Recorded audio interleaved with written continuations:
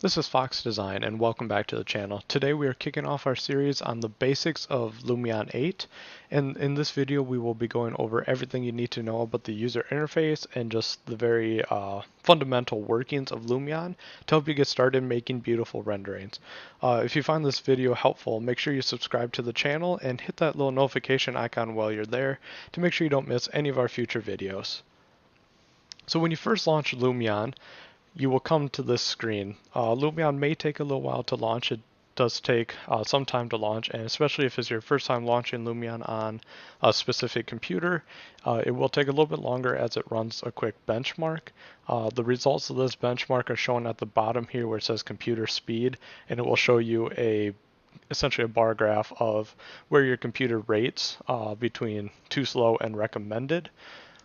So if you click on this, it gives you a little bit more detail about the benchmark results. And just to quickly get into this, Lumion kind of renders your scene a little bit like how a video game would be rendered. So it heavily relies on your computer's graphics card rather than your computer CPU, which a lot of other rendering programs would use. So it's a little bit different, and that's kind of one of the beautiful pieces of Lumion is that it renders this way. So it's a lot faster than some alternative programs. But if you guys are interested in kind of the fundamentals of how Lumion operates on like kind of a computer hardware level, or if you are interested in what kind of hardware you should have to make Lumion run better, or what kind of hardware you need based on how big your Lumion scenes are, just drop a comment down below and I'd be happy to make a follow-up video detailing that piece. But for this video, just for the sake of time, we're going to skip over most of that. You can hit your benchmark results and see what area of your computer is lacking. That'll kind of give you the basics of knowing where you lie. If you have any specific questions about what computer hardware might work for you or what computers might work for you, just drop a comment down below and I'll be sure to help you. So we can hit the little check mark to get out of this menu. So when we first open this screen, we have 3 different menus across the top, and then within each menu we have a couple different options. So our start menu is if we are starting a brand new scene from scratch essentially, or importing a model from another program, which we will get into more in our next video. But if we're starting a brand new scene, we have a couple different options for like a plane, a sunset, a night scene, having mountains in the background or like mountains in a river, or completely starting from scratch, which is the white option. And below that we have a news and learning center. So this will always just feature 3 different blog posts or videos from the Lumion website themselves, which a lot of these are very helpful, but sometimes they aren't super in depth. So that's why I am making these videos, as I feel like they can be helpful to people, or maybe a little bit more helpful to people who want to learn hands-on. The next tab will be for examples, where Lumion comes with 9 different example scenes. These are pretty well developed, well finished models with a lot of different entourage and settings set up within them. They already have different cameras and effects and views set up for you to render and just kind of see how the program works. They have people and cars and vegetation in them. So there's a lot going on in these models. So it's a great way to just kind of see an example of what Lumion can do and kind of get your bearings when you first get started, just to kind of play around with one of these. So that's what we're going to open up today, is one of these examples, and it'll just be a good way for us to kind of float around the program and just learn the very basics. And I'll just identify the areas that you will want to start paying attention to and learn more as you move forward. And then finally, the load scene tab, it'll be to load a scene you've already been working on. You can just click that. It'll bring you to wherever you have your last model saved. And then there'll also be quick saves down here, so you can just quickly tap different ones you've had open recently. Well, let's go ahead and dive into one of these. So we're going to go to the examples tab, and we're going to open up the office example. And if you are watching at home, I suggest that you follow along if at all possible. You can download the free trial of Lumion if you are just trying to learn about it and evaluating whether or not you want to purchase it. Or if you're a student, they do offer a student version. But I feel it's pretty helpful if you are able to walk through these steps as I'm illustrating them on your own machine and kind of learn at the same time. So when you first open Lumion, you're going to see in full screen a camera viewport.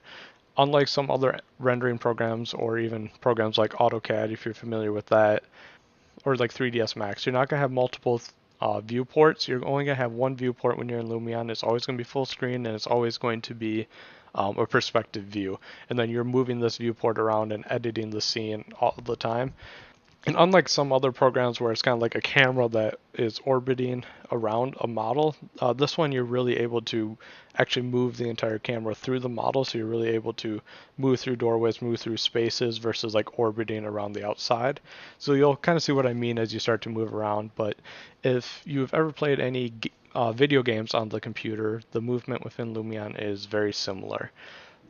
So you're actually going to use your keyboard and mouse to move through the scene. So you're going to use the W, A, S, and D keys to move the camera, or your character if you rather.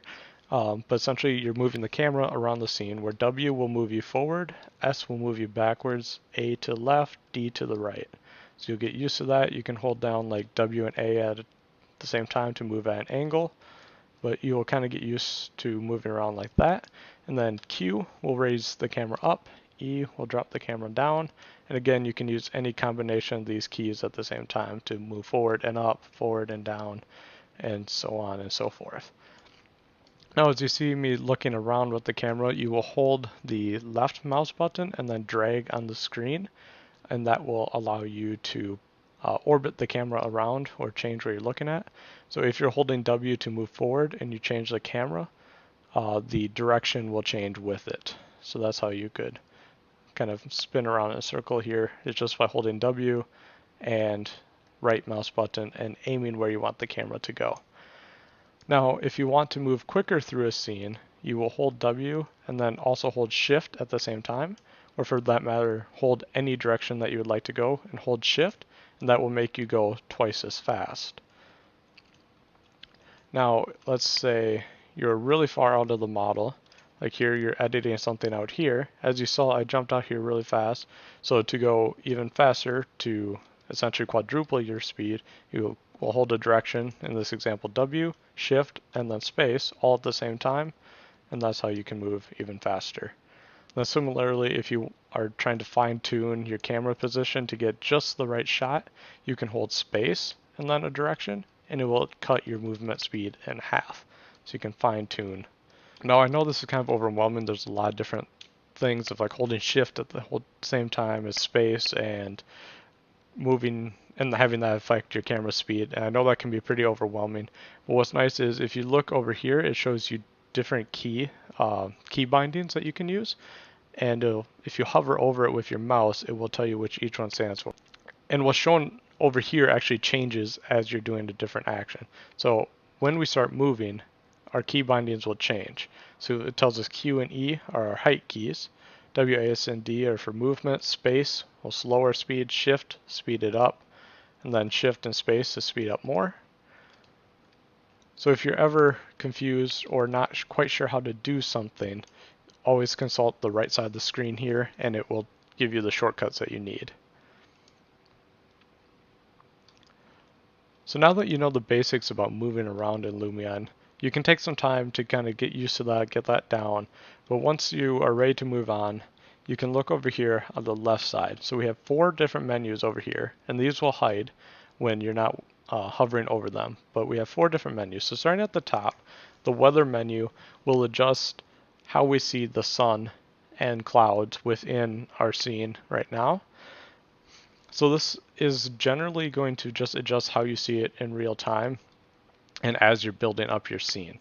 We'll talk later about how you set up camera views for rendering, and within that dialog you can adjust the sun and shadow settings there, and clouds and all that.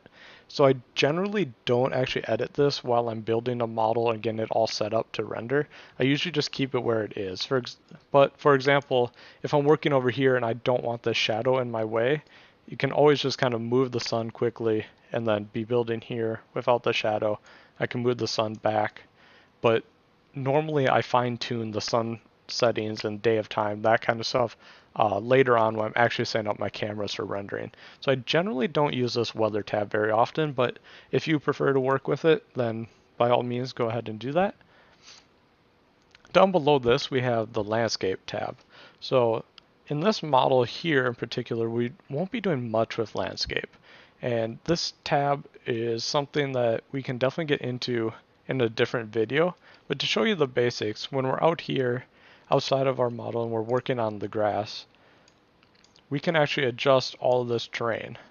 So we can raise it up and we can adjust our brush speed here, which will adjust how quickly when we click, the terrain responds to our click. So you can see there, just pressing and holding, that it responds a lot slower, allowing you to be more precise with your adjustments. But essentially, here we adjust the height of the terrain, and we can do this raising, lowering, we can flatten it, we can make rocky edges, or we can smooth it back out. Just like that. And then this is all just done by holding down the left mouse button and then hovering over the part of the terrain you want to adjust. So anything you see out here, all of this terrain out here can be adjusted. It does not need to remain flat, but a lot of times, at least in my workflow, any terrain that I'm working with, I will actually import and will be part of the model I imported. So I don't generally use these landscape tools a lot either, but you can also place water if you were to, so let's actually make a little lake. So if you were to lower the terrain, say like that, so you have a crevice like that, we could place water within here. And then when you're placing water within the model, you're actually just dragging out these corners just to place where it goes. And then you can raise or lower it. So for example, if we built up like a hill and then had like a lake in the middle of like this hill or a mountain, we could adjust the height corresponding to where that would be in our model. But again, generally, I think the best practice within Lumion is to have the terrain as part of the model you're bringing in, which we will show in future videos. But if you, for example, have, say, like a viewport here, looking down this corridor, we have just this blank horizon off in the distance. So this is an example of where I might come in with the terrain, and we could increase our brush size here. We could just make a nice big hill back here, and then later we can come in and drop some trees on it so that when we're looking here, there's a little bit more visual interest than just the horizon line. So that would be one example of where this can be very useful. So we went over the water tab and the ocean tab, which we can turn on the ocean. For example, if you have an ocean scene, it'll change all the grass into an ocean just a little bit above the ground plane. And then any hills you're making are jutting out of the ocean. And then with everything in Lumion, there's lots of layers of adjustability, so you can go ahead and adjust wave intensity, and it'll adjust the foam, and everything is very dynamic. The turbulence, wind direction, wind speed, height, and change the color a little bit. So there's lots of different settings within each of these, so it's really selecting an option, and then there's a bunch of sub settings within each option. So to get used to this, you're going to have to play around with it a little bit. But down here we have the paint option, so you can select a couple different presets. So right now everything is grass, but if we select over here, we can choose all these different landscape textures that are built in. So we could choose this and make a farm field, for example, and turn our hill into a farm field like that. And then let's say select here, and we'll get some grass rock mix, reduce our brush size, and we'll make a little patch here, for example, of kind of rock showing through. So you're essentially painting on top of the terrain that you have formed. OpenStreetMap is something we will get into in another video, but this allows you to bring in an underlay map of a city, as well as at least a lot of large cities around the world will have three-dimensional buildings that you can bring in and kind of have as like buildings in your background or in the backdrop of your scene. So we will get into that in another video because there's a lot to learn there, so I couldn't quite do it justice within this video. Now grass, if we turn grass on, we are actually turning our grass from a texture into actual three-dimensional. So here we turn it back off, turn it on. We actually have three-dimensional grass now with actual blades of grass, so we can adjust the size make really big blades of grass. We can adjust the height, and then the wildness will just kind of apply a random pattern to where there is grass or isn't grass. So it's not all long grass. So if we turn down the wildness, it will be nice, smooth, consistent, and we turn it up, it will get more and more sparse, and you'll just have these patches. So you can kind of get a little variation there. So when you're down low, it feels a lot more natural, and you have that variation. So that about does it for the landscape tab. So let's get back over to our model here, which again, we learned how to use those tabs. So this is one problem when using the grass, is that making that three-dimensional grass, it can sometimes show through other pieces of the model that are placed right above the ground plane. So for now, we'll just turn that off, as we don't really need that in this scene. So our third menu is the materials menu. So this is where you're going to spend a lot of your time when you're setting up models. So when you're using the materials bucket here, or the materials menu, any surface that you can change the material of will appear in this yellow outline, yellow hue when you hover over it. So example, and it will also show you the name of whatever object it is, which will correspond to whatever model you imported into Lumion. So if we click on plane 01 here, which is our ground plane, we'll see that a material has already been selected for us because this is a default Lumion example.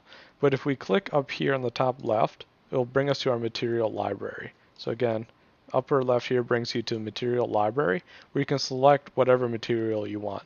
And they group these already for you into a couple of categories of nature, indoor, outdoor, and then custom materials. But we'll focus on the presets for now. So this is obviously an outdoor material, but let's change it to something else from this kind of concrete block pattern. And let's change it to an asphalt. So within the asphalt, then we're going to have all these different options here, and then we have tabs to show different pages. So for example, we can just click and instantly it updates our material. So we have all these different asphalt options. And if we get real close, we can kind of see the changes in these patterns. So some are more fine, some are more rough. So you kind of have to click through these and feel them out. One of my favorite ones is actually on page 2, and it's asphalt wet. So it looks like we had just gone through a rainstorm and we still have puddles on the ground. So you don't really see it from above too much. When you get low, you get these nice, beautiful reflections on the ground. So let's go with that for now. So we have applied this material, and now let's say we want to fine tune the properties, or we want to adjust this a little bit. We can double click on the material we just selected, and it brings us into the settings for that material. So here we can adjust the colorization. So let's say we want to have red concrete for some reason. We can adjust how much that red is affecting our material. So when you get to the 50% mark, that's completely saturated with the highlights, and then as you move past that, it also brings up the lowlights, so the entire thing will turn red. So there's kind of 2 steps to that. But for now, we'll turn colorization off, but we can adjust the glossiness of our material. So how reflective are those wet spots, or just the material in general. So let's turn it down a little bit because it rained a little while ago. You can adjust the reflectivity, the relief, the scale. And then if we come down here, if for example you have a material with seams in it, like that concrete block texture we had before, you can actually move those around if you need to get those patterns to line up with something in your model. But more commonly, you might have to adjust the orientation of that. For example, if you have like a wood floor and you want it at like a 45-degree angle, you can adjust that here under the orientation settings. You can also adjust transparency of materials just by checking this on, but obviously we don't want this to be transparent. Then there's also some other settings. You can make any material emissive if you want. You can turn that way up, and you can kind of see how that glare of the light affects the camera. So for example, we can make a light bulb become emissive to look like it's turned on. And finally, under weathering, you can adjust the weathering material. So if you had like a weathered wood barn or something like that, you could choose the wood, turn up the weathering, and have it look like a weathered material. But we're not going to deal with that now either. Then finally, you can add foliage to any material. For example, if you had like a retaining wall and want to make it like a ivy wall, for example, you could do that through this tab. But when you're done, you can click check to save that material. So you'll go through your model one by one like that, selecting all your different materials and editing them however you see fit. Which again, you can get to the material library here and choose any material you want. So I will probably make a follow-up video that details that a little bit more in depth, and it spends a little bit more time about how to make really good looking materials, or selecting your own materials when you're bringing in an import, something like that. But for now, play around with the example and you can see how Lumion has set up a lot of these materials and kind of learn from that. But for now, we will move on to the Objects tab, which is another tab you will spend a lot of time within. So the Objects tab is where you will import all of the Lumion objects that are built into the program. So we'll just go through each of these tabs and explain what they do quickly and what you can import, and you can kind of play around with this on your own to learn from it. But starting with the upper left, we have the Nature tab, which is where you'll get all your different foliage. So these are again categorized into sections. So we have leaf, small, so essentially small trees, medium, large.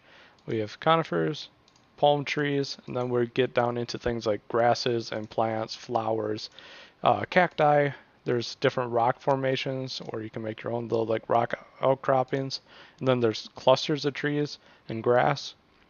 So for example, if you want to fill in a bunch of trees, you can use like a cluster to put them on a flat plane, fill in a bunch of trees in the background of your model. And then there's also leaves if you want to drop some leaves down underneath a grouping of trees to make it feel a little more realistic.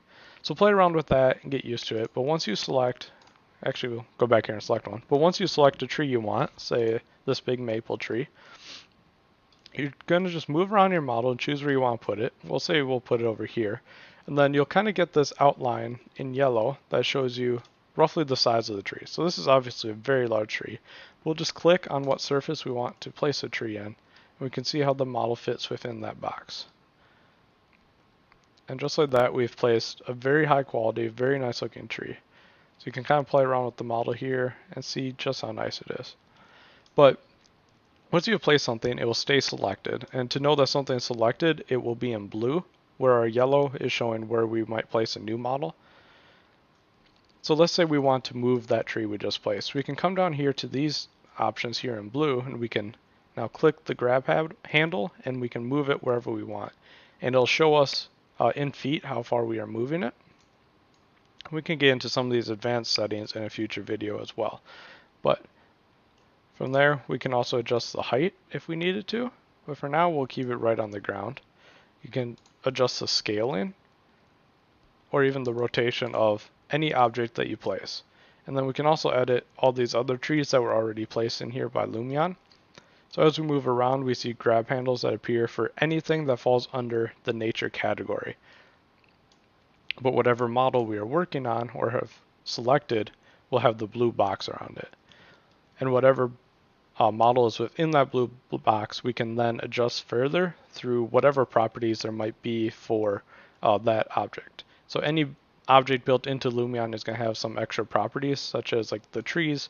You can adjust the transparency. So if you want to make a more diagrammatic rendering where you have the trees but they're not so dominant in the scene, you can make these trees slightly transparent, and then when you render it, they will just be kind of ghosted in there. It's not going to be this like dot pattern that you see now. That's just how it renders it in real time. But then when you actually go through and render it, it's going to be more ghosted in. So let's leave that so when we do our sample rendering, we can see how it looks like.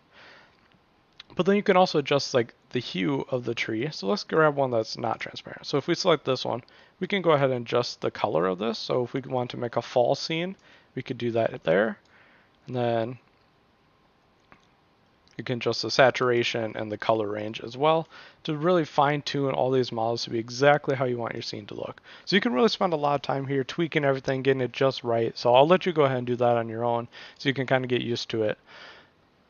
So right now we're in the move tool. If we want to get out of the move tool so that we're not accidentally moving around models, we can hit the escape key. You can see that's no longer highlighted. And now none of those grab handles show up, so we can't move anything on our screen. So if we reselect one of these tools, I'll just show you quickly how to select multiple models at once. So if you hold down Control and then drag across the screen, we can, for example, select all of those trees there, and we could now move them as a group.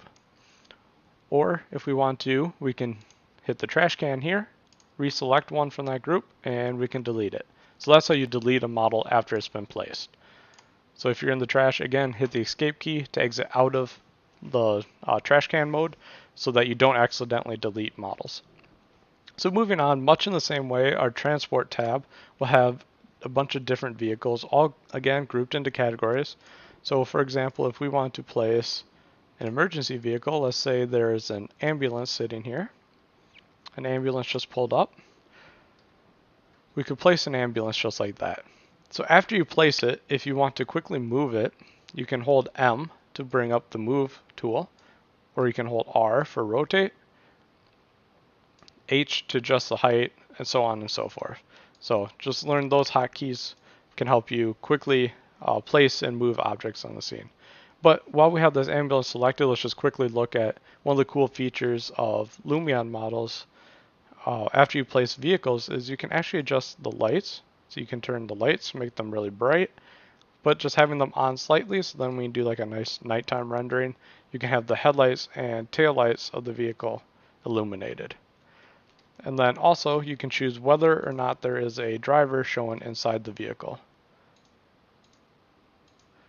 which is a very nice feature to have and something that would take a lot more time and work to set up in a lot of other rendering programs, but is very quick and easy within Lumion, which again is just one of the great benefits of Lumion. So moving on with sound. Sound is something that you can place in a scene. For example, you can place by like these groups of birds, you could place bird sounds. So then if you make a video walkthrough as you move by the birds, there'll be like birds chirping, but as you get farther away, that sound will decrease and then eventually fall off and you won't hear it anymore. So they're actually placed in the scene so that they're dynamic as the camera moves. But as we're not worrying about a video right now, we don't need to worry about sound. Similarly with effects, some of these are more interesting in a video, but they can be useful in photos as well. For example, you can make fountains here, or kind of like waterfalls. Fire, if you have, for example, like a fire pit, or you could take one of these and scale it down a lot and make it like a flame for a candle. You can make smoke effects. Fog can be a nice touch if done properly. And then also leaves. So this will actually be like leaves falling down to the ground. So if you have like a cluster of trees, you can actually put leaves in the middle of it, and then it will render leaves falling down to the ground, which can be a very nice touch as well. So we can hit the X to get out of that. We can hit escape to stop placing an object, and we'll move on to the indoor category, which is going to have a whole bunch of different objects and furniture that is meant to kind of popularize or populate the interior of your renderings. So you kind of start with a miscellaneous tab at the beginning, but then there's a bunch of like decorations like wall art or handbags, books, things like that you can place throughout the interior of your renderings to make them really come to life and have a lot more character to them than just a blank kitchen rendering, for example. So you can play around with that and see all the different categories on your own time. So we'll try to keep this video a little bit shorter. I know it's already getting pretty long, but people and animals is a great tab too. You'll spend a lot of time here selecting different people to populate your scene. So it's sorted by men, women, boys, girls, and then a bunch of different pets. So one thing I want to show you though, if you place a person, and then there's all these different tabs, select different types of characters. So let's say we place this person, and then we'll hit M to bring up our move tool and select him. If you adjust the coloring of the object, you can decrease this all the way down, and then the model will turn black so that you have a silhouette. And then if you turn it back towards the middle, it'll just be the normal rendered person. And then as you turn it up, it will turn to white.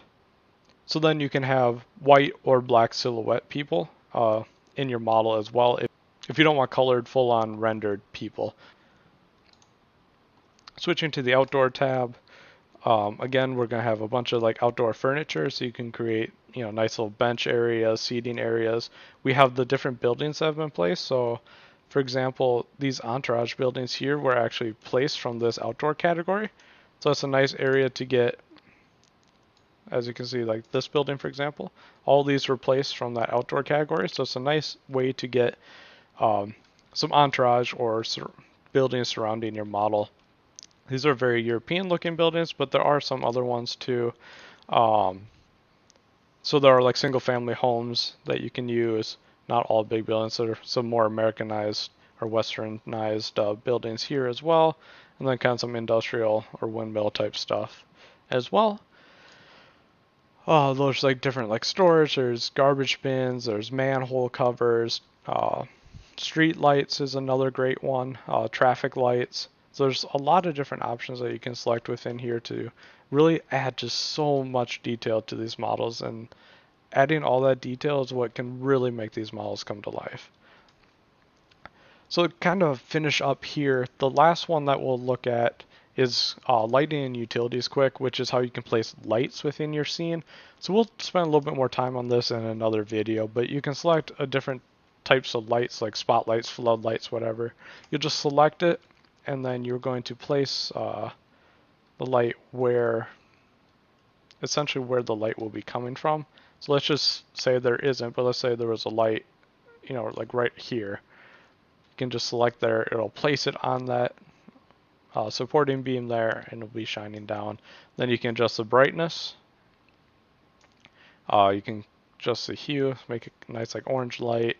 You can have it only turn on at night, so night activation. So again, if you're doing like a video and you're animating the time of day, then it'll automatically come on at night. And then you can adjust the quality of the shadows generated by that light. So we'll hit escape to get out of there. And then finally, here we have imports. So this we will also do in another video, but here's where you can import and manage your own models in the scene. So for example, if you have something in SketchUp or Revit, you can import that model into Lumion, which is usually going to be a general or normal workflow for most people. So we will have another video talking specifically about imports. So it'll be a little bit shorter than this video at least. So those 4 categories here are where you're going to spend most of your time setting up your scenes, especially materials and then objects, which is where you're going to develop quality and character of your model. But a couple other things we want to note is starting over here on the right. Right now we are in build mode, which is where we're building the scene and generate all the people and the effects and all that stuff within the scene. So the little save icon, the floppy disk icon, is where you can get to files. So this is where you can save your model. So hit save as, name it, and choose a place on your computer to save it. This is where you can also go if you want to load a different scene and jump to a different project already, or else if you want to get back to your home menu, that's all right within here. And then you can just hit build tab to get right back to where you were. But then these tabs here we will get into real quick. But first I just want to note your settings tab right here. If your model starts to get kind of laggy, you can adjust the settings here just by clicking the stars. So all the way up right now 100%. But these settings will get adjusted based on when Lumion runs that benchmark when you first start up your computer, so it should be running fine. But if you experience any problems or you have like a really large model, you can come in here to adjust them. One thing I'd like to turn on, since my computer is able to handle it, is turning on high quality trees. So we'll turn that on now, and you'll see all these trees are rendered in a higher quality, especially the ones that are farther away from us are in a much higher quality than if we turn this back off. Here they get reduced to look like that.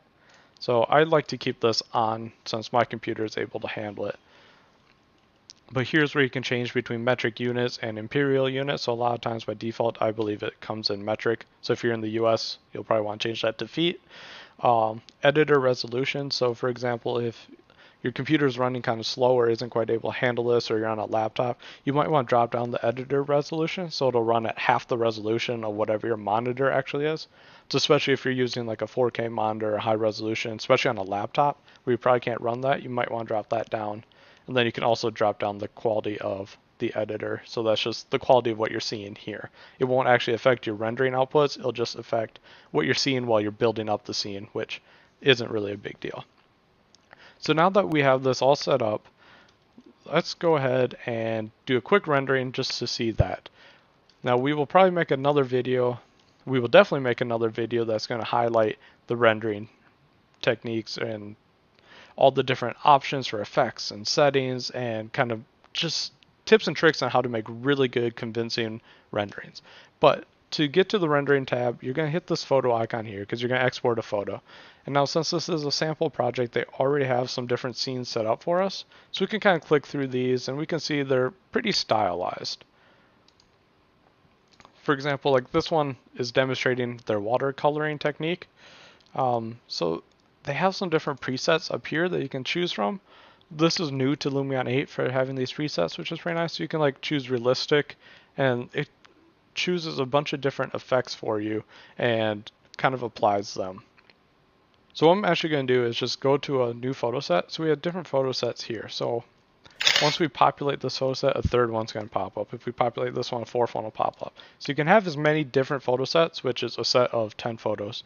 So as many different photo sets as you want. I believe the limit is 10, but reasonably you can have a lot. You're not going to usually have that many. But if you're in your own model, not a sample model, you hit photo, you'd come up to a blank photo set. So then if you want to store your camera, you hit this button and it'll store that camera viewpoint. And then you can still move around just like you did outside. So you can use A to swing around to the left. And let's say we want to set up a cool dynamic shot from the ground right here looking back up. And this is actually the photo we want. So we're going to go back here and we're going to store this camera over top of this one that we had before. But now it's not quite looking right. You know, it's not exciting enough. So to make this look more realistic and more exciting, this is where you're going to add effects. So you can do this through hitting the custom style and then changing this to a preset if you want. Or else you can hit the effects tab and you can add a series of different effects. So here is like where I said I like to change the sun settings within the rendering dialog rather than through the build dialog, because I like to adjust it through here instead. So here I can adjust the sun heading, height, brightness, disk size, all of that stuff. And you can go back and now I can add other ones for adding more accurate reflections. You can add depth of field under the camera tab. So I'll just point out some of the main ones here, but make sure you go through this on your own and learn some of these. Otherwise, we'll make a full video going through each of these and just which ones are useful or different types of scenarios of when you might want to use these. But another interesting one is under weather and climate. You can actually change it and you can set up snow. So you can make a winter scene. And what's really cool about Lumion is it actually puts snow on top of the objects in the scene too. So like you can see this car here has a layer of snow on it. So I can actually adjust that and add more snow to it. And then eventually it kind of whitewashes everything, gets less realistic. But at those lower levels, that's actually pretty convincing. So it's really neat to have that. You can adjust the density of the snow in the air. You can adjust like the windiness, which would be more effective. Which would affect it a lot more if you were doing this in a video. But so some of the other effects under sketch, there's a couple different like stylistic ones. So I showed like the watercolor one earlier. You can do like a blueprint. So there's some of these stylistic ones. Some are pretty cheesy. Some can be nice and kind of diagrammatic. But usually these are kind of something I would bring into post into something like Photoshop and then overlay with another rendering and just kind of make my own style. But they're there if you're interested in those. I like to use the analog color lab to kind of adjust the settings. I usually leave at the default style and the default amount, and I just kind of do this. It kind of desaturates it and makes it kind of a little more, I don't know, artsy in a way, a little bit more. It just doesn't feel as perfect. Where, so if we go back here and we turn this effect off, it just those colors feel a little too perfect and not quite lifelike. So I turn this on. I feel like that makes it a little more dynamic. So whenever you want add effect, you'll just hit that effects button here, and then they'll all get tiled up here, and then you can click one and adjust the settings for it. Click it, adjust the settings, back arrow to get out of it. Then you can click here to remove it, which it'll tell you to double click it, and there's also that 2x there. So let's say we want to get rid of the snow now. Boom, get rid of the snow. So once you get this all set up exactly how you want, you'll come over to this green button here, render photos. It'll show the current shot. But for example, if you had multiple photos set up in that photo set, like you had all 10 spots set up, you would go to photo set, And then here it would show all those photos, like a little preview, so that you know you're going to render that whole set at a time versus just one photo. So you don't have to come back here and render it 10 times. You can just hit render once and it'll go through all 10 photos automatically. Right now we only have one photo, so we're just going to go with the current shot. Down here, you just choose what resolution you want to render it at. All renderings are going to be at an aspect ratio of 16:9. So right here they kind of label it as what that resolution might be ideal for, I guess. They like suggest email, desktop, print, poster. Generally, I will render at either print or poster resolution just because I'd rather have as much resolution as I can. And I know that it renders very quickly on my machine, and just Lumion itself renders very quickly. So that will be kind of up to personal preference. But I'll just choose poster. So once you click on that, you're going to actually choose a file location where you want to save that. So I'll, for example, just save it to my desktop. I'll just name it demo for now. It'll save as a JPEG by default, but you can change the file format if you want. But you just hit save, and then that is what's going to start rendering it. Now, one thing to know as this renders is that each time you bump up the resolution, you not only increase the quality of the rendering because of the resolution, but you're also increasing the number of samples or times that it renders the image. So at the highest resolution, the 8K res, it's rendering the image 256, or taking 256 samples to generate that image. If you half the resolution down to the 4K setting, that which is, I believe they call the print setting, that one will only render 128 times, and then you continue halving that each time. So as you increase the resolution, you also increase the quality of the rendering. So just kind of keep that in mind too. So yeah, a lower resolution one will render quicker, but it's also going to be lower quality, not just lower resolution. So it's definitely helpful to keep that in mind. But here we get a preview of what it looks like. We can hit open folder and it'll open it right away. So we can open this, and here's our final output. So this isn't bad for not setting up many effects or doing too much. We can see our light under here. It's kind of a cool effect there. The lights are turned on the ambulance. But overall, a pretty nice rendering. The trees look great. The sky could use a little work, and the might be nice if we had light on the building and reflections turned on. But overall, you can kind of play around with this, do some quick renderings just to see what it looks like for you. But that was our demo rendering that we set up here. So as I mentioned, in our next video, we will be looking at how to import your own model into Lumion.